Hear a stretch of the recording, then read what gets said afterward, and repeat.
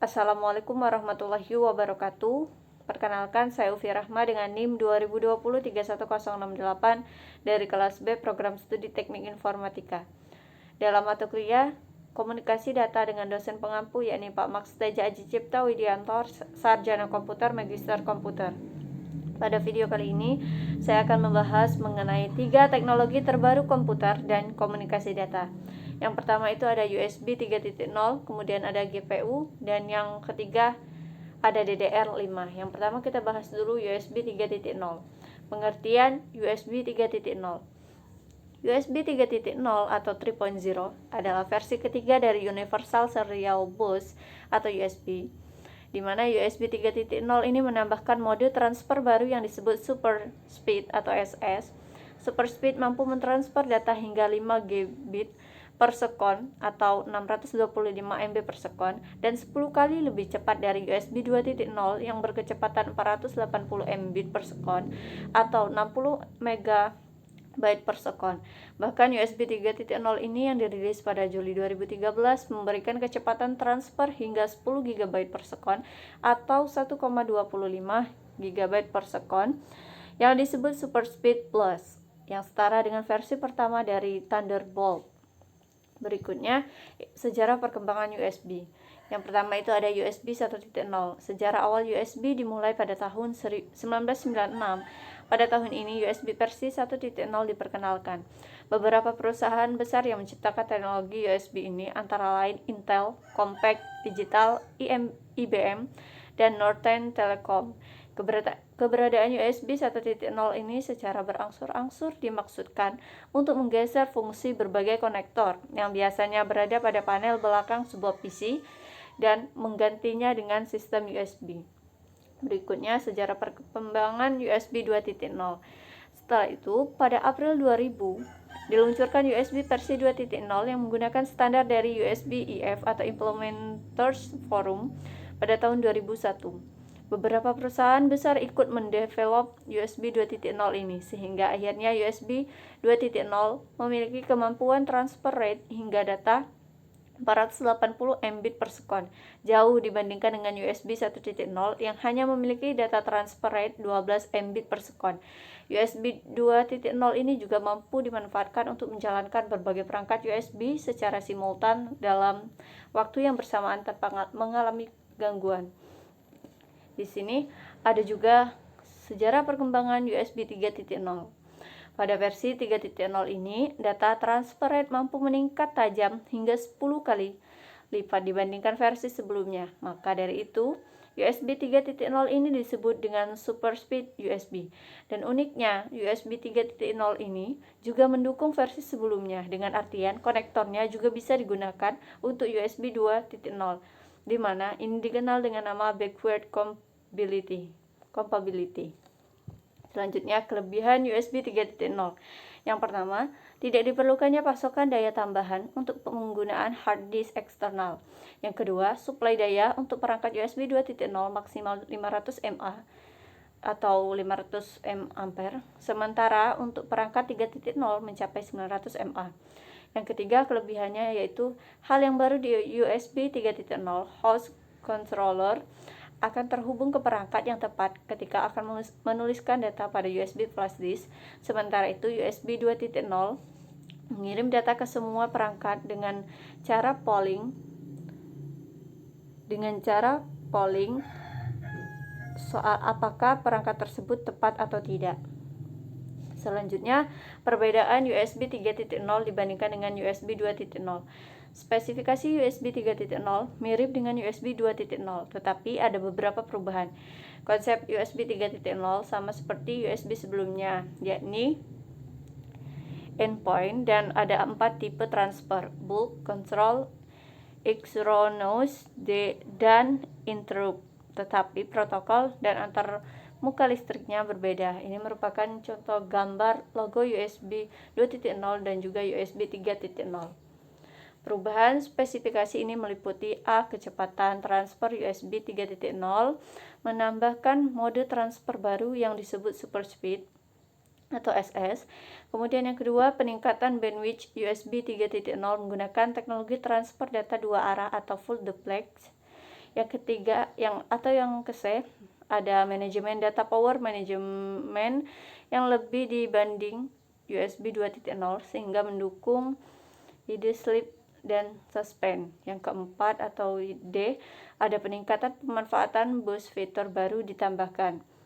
Yang E selanjutnya, dukungan untuk memutar media protokol diperbarui dengan fitur baru yang disebut stream protokol yang kemungkinan sejumlah besar logical streams dalam sebuah endpoint. Yang F, ada power tegangan listrik diturunkan dari 4,4 volt menjadi 4 volt. Yang G, ada bentuk fisik ujung USB 3.0 sama dengan USB 2.0 atau standar. Tetapi kabel di dalamnya akan lebih banyak. Ada tambahan 4 jalur kabel dibandingkan USB 2.0. Total ada 9 jalur kabel. Selanjutnya, arsitektur dan fitur USB 3.0. USB 3.0 mempunyai arsitektur dual bus yang memungkinkan untuk dapat digunakan pada pengoperasian USB 2.0 atau high speed atau low speed atau full speed dan USB 3.0 atau super speed secara bersamaan, sehingga memberikan kompatibilitas pada perangkat-perangkat sebelumnya dan memungkinkan untuk menggunakan USB 3.0 pada port-port USB 2.0. Ini merupakan gambar konektor USB 3.0 standar A. Berikutnya ada transfer data dan sinkronisasi. Transaksi super speed dimulai dengan host membuat permintaan diikuti dengan respon dari perangkat USB 3.0.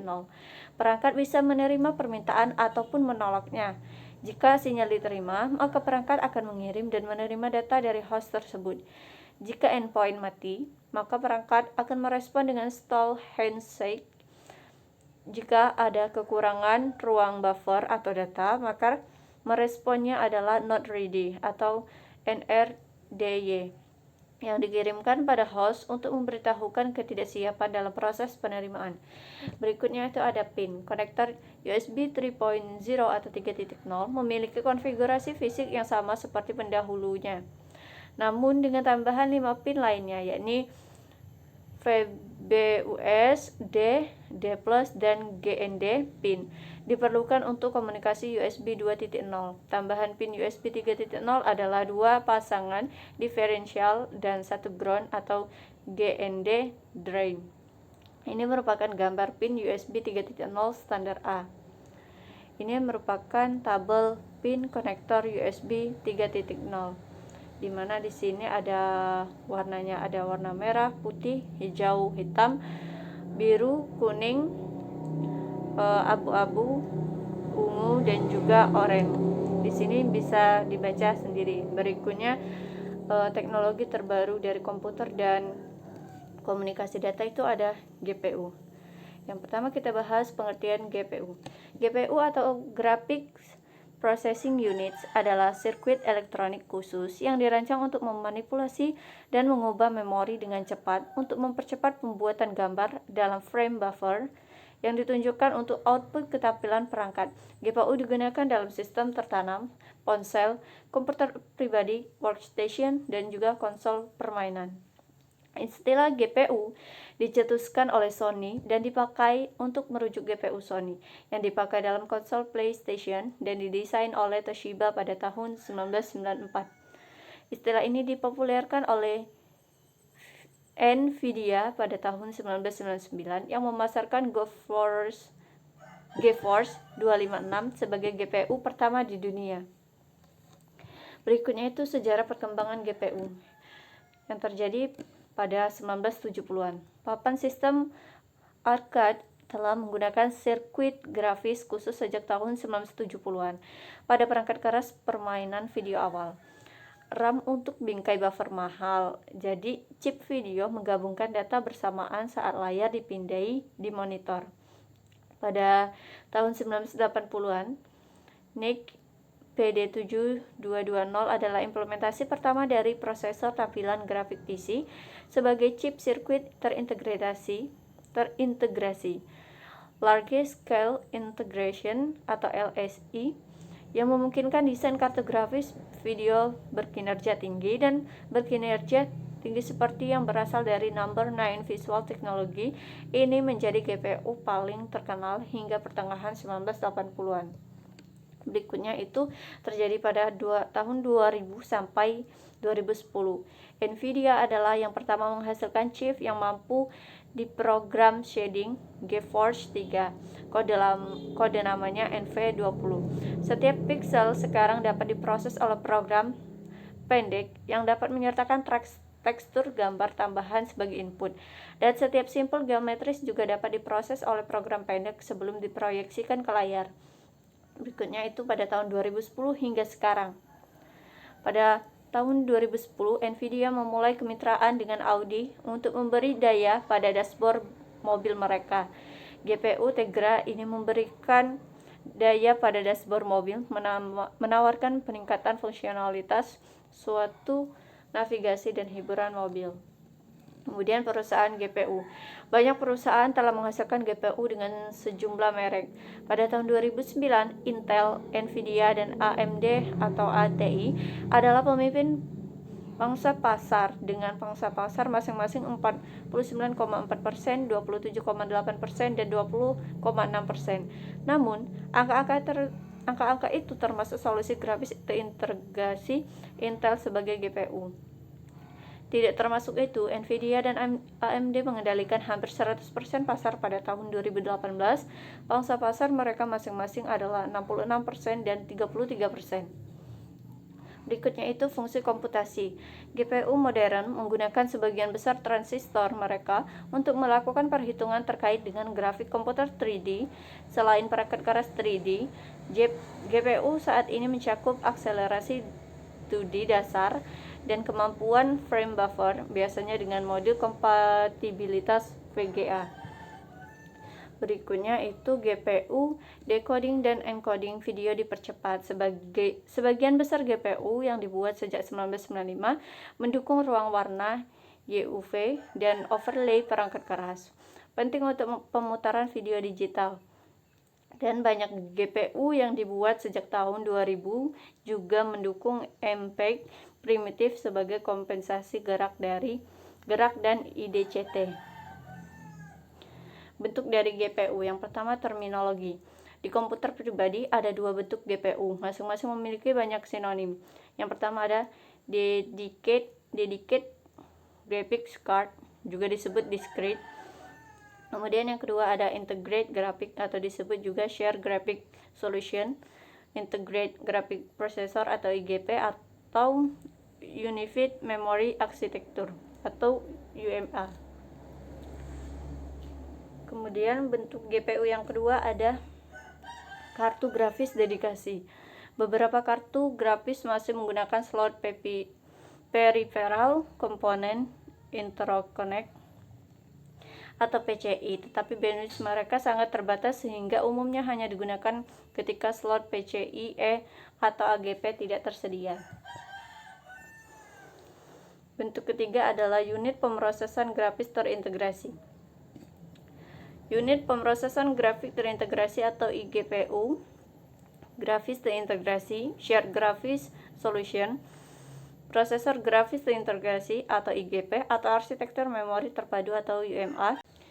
Bentuk GPU yang keempat itu ada pemrosesan grafis hybrid, di mana kelas GPU yang lebih baru ini bersaing dengan grafis terintegrasi di pasar desktop dan notebook kelas bawah. Implementasi yang paling umum dari ini adalah Hyper Memory ATI dan Turbo Cache Nvidia. Kartu grafis hybrid agak lebih mahal daripada kartu grafis terintegrasi, tetapi jauh lebih murah daripada kartu grafis khusus. Kemudian bentuk GPU yang kelima ada external GPU atau eGPU. Sebuah GPU eksternal adalah prosesor grafis yang terletak di luar komputer, mirip dengan hard drive eksternal berukuran besar. Prosesor grafis eksternal ini terkadang digunakan oleh komputer atau laptop. Kemudian yang teknologi terbaru yang ketiga ada DDR5. Pengertian DDR5. RAM DDR5 adalah evolusi RAM terbaru penerus dari generasi sebelumnya, yaitu RAM DDR4. RAM DDR5 mengalami banyak peningkatan dari kinerja yang semakin cepat. kapasitas yang semakin besar, dan voltage daya yang semakin hemat energi. Tetapi DDR5 saat ini hanya didukung oleh prosesor desktop generasi ke-12 Intel atau prosesor Alder Lake. AMD diperkirakan akan meluncurkan chip yang kompatibel untuk DDR5 pada tahun 2022 nanti. Perbedaan bentuk DDR4 dan DDR5. RAM DDR4 dan DDR5 memiliki bentuk yang agak berbeda. Pada gambar di samping menunjukkan perbedaan mendasar dalam tata letak PCB, yang mana terletak berbeda sekian mili. Jika kita melihat pada generasi RAM sebelumnya, transisi dari DDR3 ke DDR4 pelan-pelan ada sedikit perubahan menjadi semakin ke arah tengah. Hal tersebut seakan kembali terulang pada era DDR5 saat ini, di mana posisinya semakin lebih dekat ke tengah. Selanjutnya, kinerja RAM DDR5. Sebagai perbandingan, frekuensi awal dari DDR3 adalah 1066 MHz dan frekuensi awal dari DDR4 adalah 2133 MHz. Peningkatan frekuensi setiap generasi RAM umumnya adalah 2 kali lipat, namun frekuensi awal yang dihasilkan pada RAM DDR5 batch pertama adalah 4800 MHz dan bukan 4266 MHz. Peningkatan performa tersebut sebesar 2,25 kali lipat dibanding generasi sebelumnya. Data yang digunakan DDR5. Seiring dengan perkembangan RAM, voltage tegangan operasi dasar memori terus menurun, yang berarti operasi memori semakin hemat energi. Intinya, RAM yang dulu memakan banyak daya, kini semakin hemat energi berkat teknologi yang semakin baru dikembangkan. Berikutnya, kapasitas maksimum RAM DDR5 per keping. Kapasitas maksimum pada satu keping RAM DDR4 dibatasi hanya sebesar 32 GB. Selain itu, total kapasitas slot memori RAM pada motherboard paling umum untuk platform DDR4 dibatasi hingga 128 GB. DDR5 mendobrak semua limitasi tersebut dan menawarkan kapasitas maksimum sebesar 128 GB hanya untuk satu keping RAM. Berikutnya ada kelebihan RAM DDR5. Yang pertama, DDR5 menggunakan power management yang diatur langsung sedemikian rupa melalui RAM dan bukan dari motherboard. Alasan pindahnya power management ini pada RAM sepertinya dikarenakan voltage yang dibutuhkan adalah 1,1 volt sehingga toleransi sinyal menjadi sangat kecil. Kelebihan yang kedua adalah Error Correction Code atau ECC, merupakan teknologi untuk melakukan koreksi error dan sangat umum digunakan pada komputer server. Kehadiran fitur ECC pada memori DDR5 ini tentu akan semakin membuat memori lebih stabil dan meminimalisir error yang terjadi pada DDR5 ini, menyempurnakan fitur dan menambah fungsi debugging tersendiri. Kelebihan yang ketiga ada DDR5 menggunakan struktur 32 bank dengan total 8 grup bank. Jumlah ini menawarkan ketersediaan akses sebanyak 2 kali lipat lebih banyak dibandingkan struktur dari DDR4 yang hanya menawarkan 16 bank dan 4 grup bank saja. Kekurangan RAM DDR5. Latensi memori DDR5 secara keseluruhan hampir sama dengan DDR4 dalam rentang 14 ns hingga 15 ns. Walaupun kita mengharapkan adanya penurunan latensi pada seri memori RAM DDR5 ini, tetapi sepertinya hal tersebut tidaklah menjadi masalah. Kekurangan lain RAM DDR5 yaitu harganya bisa 50-60% lebih mahal daripada DDR4 saat diluncurkan, dan biasanya memerlukan waktu hingga 2 tahun agar harganya bisa cukup stabil dan terjangkau untuk dibeli. Jadi, harga tersebut belum cukup layak untuk dibeli sekarang jika kalian memiliki budget terbatas. Lagi pula, jenis RAM DDR4 masih sangat cocok untuk dibeli dan digunakan, karena masih cukup kuat untuk menjalankan aktivitas seperti bermain game maupun menjalankan program berat lainnya untuk dipakai bekerja. Itulah penjelasan mengenai 3 teknologi terbaru komputer dan komunikasi data, yakni ada USB 3.0, ada GPU, ada juga RAM DDR5. Sampai ketemu di video selanjutnya. Saya akhiri. Wassalamualaikum warahmatullahi wabarakatuh.